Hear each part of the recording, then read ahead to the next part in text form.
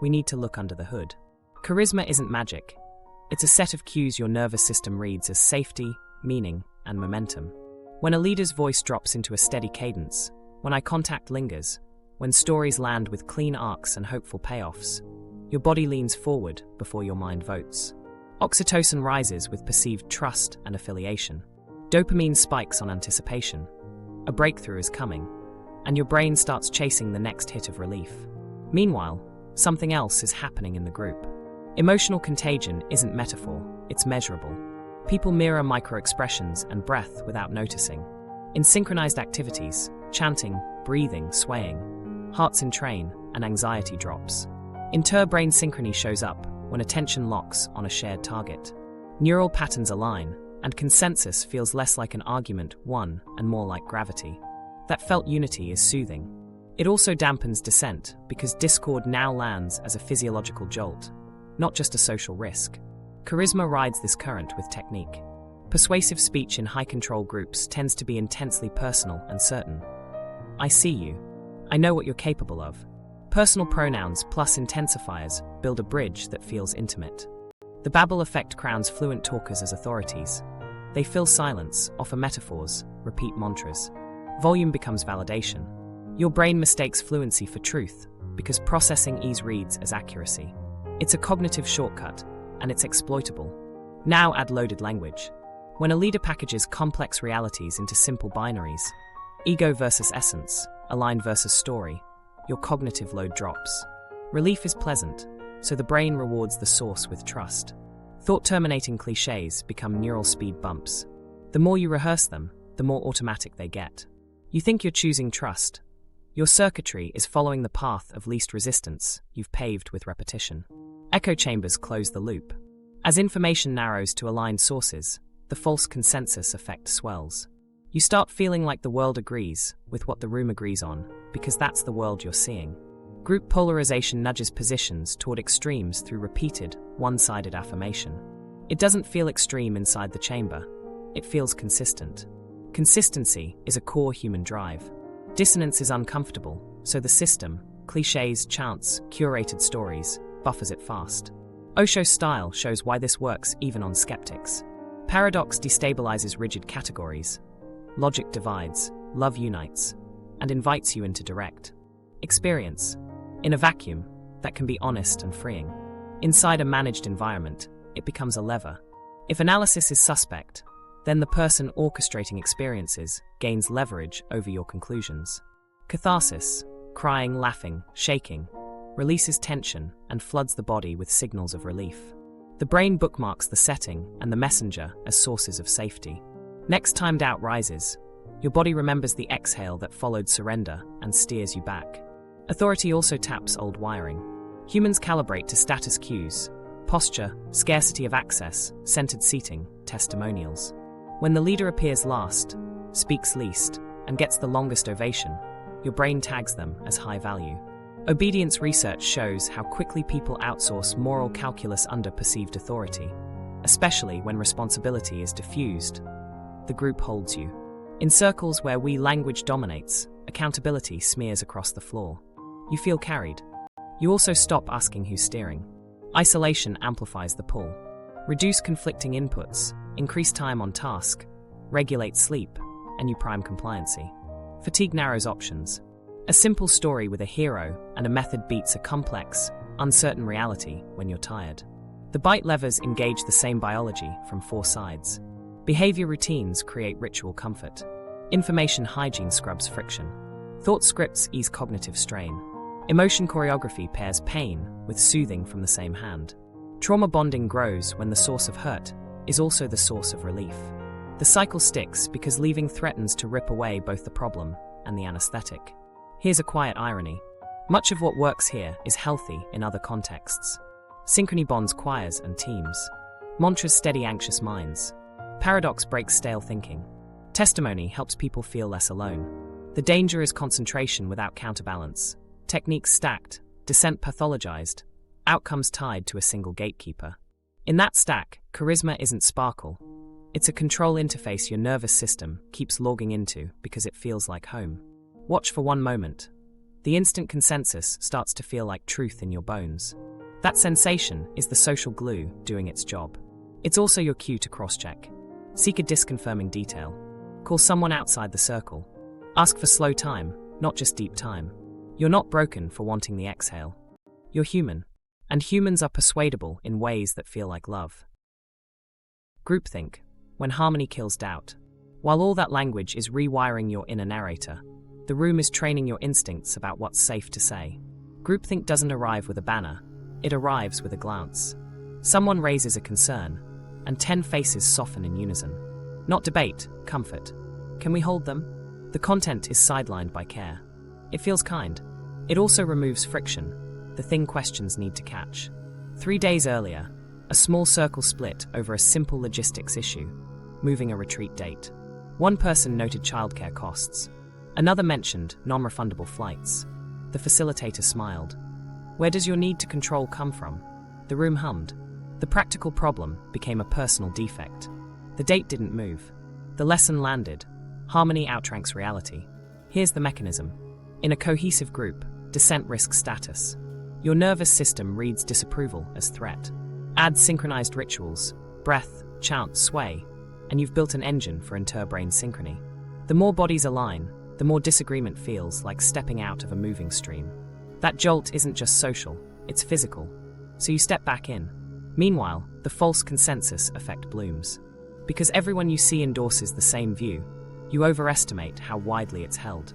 Your phone feeds the loop, group chats, internal podcasts, curated quotes. Information homogeneity speeds up agreement, and agreement masquerades as truth.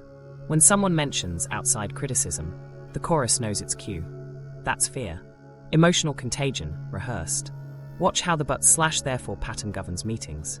We hear your concern, but that's scarcity. Therefore breathe into abundance. The structure resolves tension without solving the problem. It's elegant. It's also avoidance in robes. After a few rounds, you stop bringing hard data because you've learned the conversion rate. Facts turn into stories, spreadsheets into fear frequency. A micro-story. Matteo runs finances for the center. He flags a shortfall. The leader thanks him, then pivots. Where are you withholding your devotion? The circle turns toward Matteo's heart, not the ledger. He cries, apologizes for distrust, and pledges to volunteer more hours. The shortfall remains. The room applauds a breakthrough. The budget doesn't. What nobody names is diffusion of responsibility. In a tight group, we language smears accountability. We'll feel into it. We'll hold the field. No one owns the outcome. Everyone owns the vibe. That structure makes dramatic decisions possible. Blown schedules, sudden relocations. Because the cost floats. When it lands later, the story is ready. Growth requires sacrifice. Now add thought-terminating clichés as circuit breakers. The moment momentum dips, someone drops. Trust the process. It's a relief valve. It's also a stop sign. Over time, your brain learns to associate relief with compliance. Dissonance equals ego, compliance equals alignment. The labels become habits, the habits become reflexes. Isolation tightens the spiral. When your time, diet, and sleep are regulated, you have fewer private hours to compare notes with outsiders. The only people you debrief with are on the same script. Neuroscience has a blunt prediction. Polarized groups polarize further with repeated, one-sided affirmation. Inside, it feels like maturing. From outside, it looks like a narrowing hallway. Here's where Osho's paradox rhetoric sneaks back in. Truth is beyond argument. Inside a contemplative setting, that points you to silence. Inside a high-control group, it defangs critique. If your questions can be framed as lower mind, then posing them signals regression. You love these people. You don't want to be the one dragging the vibe down. A friend visits a public talk and later asks about rumors. You start to answer, then hear yourself say, "That's just your projection." The phrase buys you time, but it also shuts a door. Groupthink isn't always top-down. It's peer-to-peer, self-maintained. The community polices the edges because identity is now tied to consensus. Break consensus, threaten identity. Then comes a crisis night. A senior member announces they're leaving. The leader breathes, whispers, "We bless your path." The circle exhales, then shares stories of this person's ego flares, their pattern. Affection remains, respect fades. By the end, the departure reads like inevitable failure. The group feels safer. That's the sealant. Exits are reinterpreted as proof that staying is right. If you're inside and feel the tug to raise a hand, try a quiet test. Ask for data alongside devotion. If the room can't hold both, you're not dealing with unity. You're dealing with harmony at all costs. And harmony at all costs collects a bill. It charges your curiosity first. Then it charges your life. Identity reconstruction, becoming us. 3 weeks in, the mirror starts answering in plural.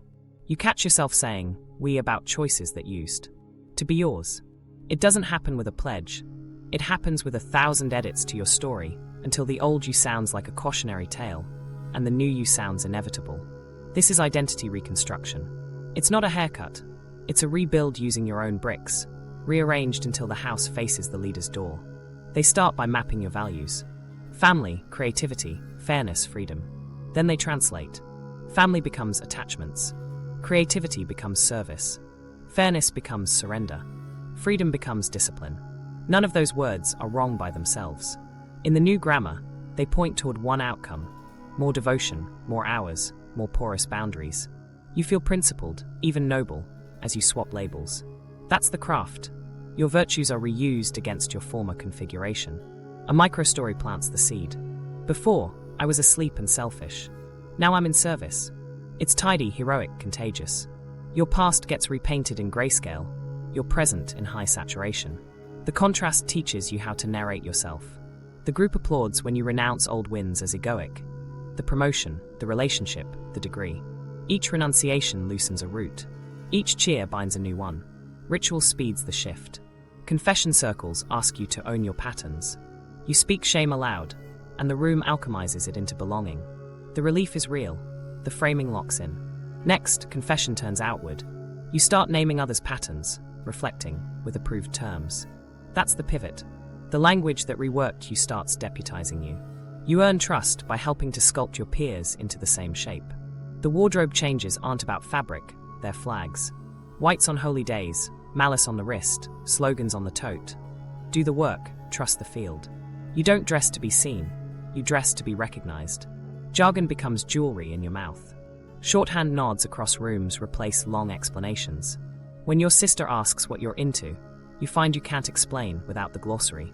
That's a feature, not a bug. Translation fatigue keeps conversations inside the house. Isolation masquerades as refinement. Protect your field. That means step back from friends who roll their eyes. Guard your energy. That means skip the family dinner where questions live. You tell yourself you're minimizing noise.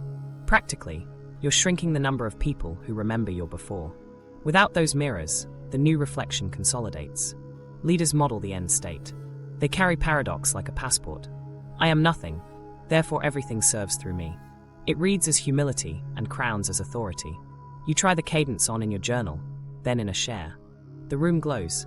That glow backlights the new identity. Humble, surrendered, special. An elite who renounces elitism. Us versus them doesn't need sharp teeth here.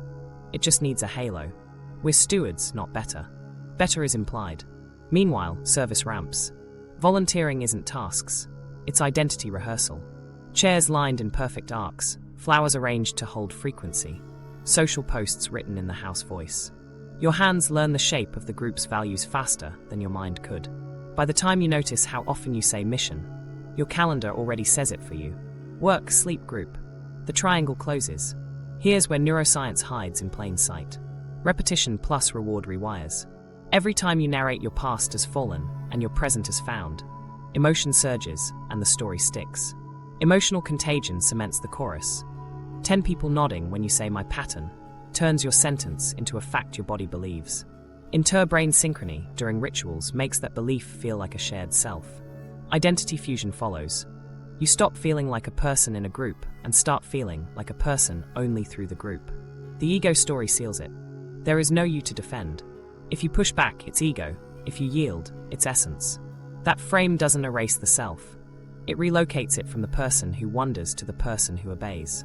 Boundaries redraft as trust. Preferences redraft as conditioning. The leader's needs often sit at the intersection of your new virtues. Then comes the fracture test. A friend says, you've changed. In the old map, that could start a talk. In the new map, it's proof they're asleep. You bless them and step away. The ease with which you do it shocks you later. Right now, it feels clean.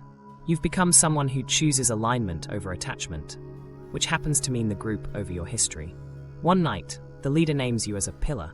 The room cheers. You cry. The title is sticky because it answers an ancient ache, to matter. Identity reconstruction offers belonging, purpose, a coherent story that turns pain into calling. That medicine is real. The price is that the story only works one way, toward the center. If you want a quiet test from the inside, try this. Tell your story without the jargon to someone who doesn't speak the code, and notice where you struggle. The stuck places are where the group holds you. You don't have to snap the bond. You can loosen it enough to remember there's a you that predates the we. A voice that isn't fluent in the house style. A self that doesn't disappear when the music stops. Isolation, building the bubble. While you're busy becoming us, the walls inch closer, framed as care. Protect your field. It starts practical. Shorter phone windows, airplane mode during sessions, a gentle request to arrive early and stay late to hold the container. Hours stretch. Commutes shrink to the triangle of home, work, center. Nobody says isolation. They say devotion. 3 days earlier, your mother left a voicemail. You listened halfway, paused when she said, "I worry they're taking advantage." The thought pinched, so you called your peer mentor instead. They breathed with you, then translated your mother into code. That's her fear. Can you meet it with love and not let it in? The advice soothed. It also rerouted concern away from its source and back to the circle. Sleep thins without fanfare. Late night shares end near midnight. Dawn practice lands at 6. You tell yourself deep rest comes from presence, not hours. For a while, it feels true. Fatigue wears down friction, and friction is what doubts need to spark. When your boss asks about declining performance, you call it ego testing my commitment. You offer to make up hours on Sunday. Sunday fills with service. Meals simplify under a banner of clarity. No caffeine before practice.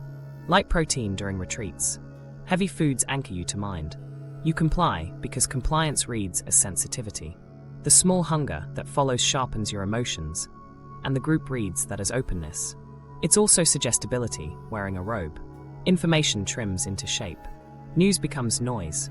Podcasts shift from mixed perspectives to the in-house feed, where testimonies flow and critiques are decoded before you hear them. Articles from outsiders are framed as triggering, a word that once meant trauma responses, and now means anything that pulls you towards skepticism. You're not banned, you're blessed with curation. The blessing keeps your world aligned. A microstory plants stakes. Jonah's sister sends him a long email with links about the leader's past. He brings it to the circle, shaking. The facilitator thanks his vulnerability, then invites a somatic track. Where is that fear in your body? Jonah cries. The group hums. The links never get opened in the room. By the end, Jonah feels brave for not reading them. His inbox stays full. His mind stays clean. The weekly schedule acquires lock-in. Monday peer pod, Wednesday doctrine night, Friday ecstatic, Saturday service, Sunday satsang. The calendar looks like purpose. It functions like a moat. Try to step away, and 10 threads tug. We missed your presence. We were counting on you. The field felt wobbly without you. Obligation rebrands as love. Meanwhile, the outside degrades in tone if not in words. Family becomes attachments, friends become old patterns, colleagues become dense field. You stop visiting the bar you loved not because alcohol is evil, but because it's low vibe. The cut isn't moral, it's hygienic. Hygiene is hard to argue with. It's also how sterile rooms are made. The neuroscience isn't mystical here. Echo chambers strengthen certainty by limiting exposure. Emotional contagion tunes you to the group's relief signals and away from the outsider's alarm bells. Interbrain synchrony during prolonged rituals makes separation feel like a jolt. The jolt gets labeled as ego flare, not social withdrawal. Labels guide choices. Choices build walls. Phones live in baskets to deepen presence. During intensives, devices sleep in a locked room. It's framed as liberation from distraction. It's also the removal of lifelines that might say, "Come home." When you do check messages, the backlog feels overwhelming, and avoidance earns the nobler name. Boundaries. Money begins to loop. Discounts for those who serve, scholarships for committed members, sliding scales that slide upward once you're ready. Financial dependency grows under the story of investment. You tithe to the self you're becoming, which happens to be housed in their account. Outside work feels less meaningful. Inside tasks feel like destiny. The balance shifts without a villain, just 1,000 good reasons. A senior member tells a parable. When a caterpillar becomes a butterfly, it melts in a cocoon. The world must wait outside. The metaphor sticks. You repeat it to a friend who asks to grab coffee. After this cycle, you say. The cycle extends. Then a boundary test. Your brother's wedding conflicts with a retreat. You bring it to the leader. They smile softly. Only you can know. Ask whether attending serves your highest or just maintains an old identity. The room holds you. You choose the retreat. The applause is tender, convincing. You send your regrets with a long, loving email about growth. Your brother replies, "I miss you." You stare at the screen, hear the chant in the next room, and put the phone back in the basket. Isolation didn't arrive with chains. It arrived with choices that felt aligned. That's why it's sturdy. Each choice was reasonable alone. Together, they built a bubble that talks in your voice. Fear, guilt, and the punishment economy. Meanwhile, something else starts running under the hymns. A price list, invisible but felt. The economy isn't money, it's approval. The currency is belonging. The taxes are fear and guilt. It begins with tiny fines you pay and feelings. You miss a dawn practice. In the next circle, someone smiles gently. "Where did you abandon yourself?" The room hums. That sentence is elegant because it flips cause and blame. You didn't skip a ritual, you betrayed your essence. The pang you feel is framed as conscience. It's also conditioning, teaching your body to associate deviation with shame. 3 days earlier, Mira confided a crush outside the group. The facilitator thanked her bravery, then asked, "Is that your pattern seeking comfort?" Heads nod. The subtext is clear. Desire equals regression, unless it runs through sanctioned channels. Mira tears up, promises to choose the work. The applause is warm. The lesson is cold. Pleasure costs status unless it pays a tithe to the doctrine. Fear arrives wearing care. The world is loud, they say. Your old patterns will come back stronger if you break this container too soon. It's framed as protection, and sometimes it is. It's also a threat with a halo. The risky outside becomes a haunted house.